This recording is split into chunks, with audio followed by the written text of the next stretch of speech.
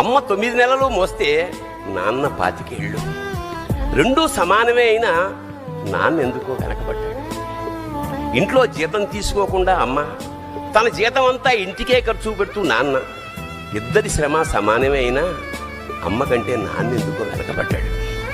ఏది కావాలి అంటే అది వడ్డీ పెడుతూ అమ్మ, ఏది కావాలంటే అది కొని పెడుతూ నాన్న, ఇద్దరి ప్రేమ సమానమే అయినా నాన్న ఎందుకో బాగా వెనకబడ్డాడు. ఫోన్లోనూ అమ్మ పేరే, దెబ్బ తగిలినప్పుడు అమ్మ అని పిలవనే, అవసరం వచ్చినప్పుడు తప్ప మిగతా అప్పుడు గుర్తురానందుకు నాన్న ఎప్పుడైనా బాధపడ్డా? అమ్మకి అన్నో కొన్నో బంగారు నగలు, నాన్నకి బంగారం అంచున్న పట్టు పంచొకటి. నాన్న ఇలా వెనకబడిపోవడానికి కారణం ఆయన మా అందరికీ వెన్నెముక కావడమే.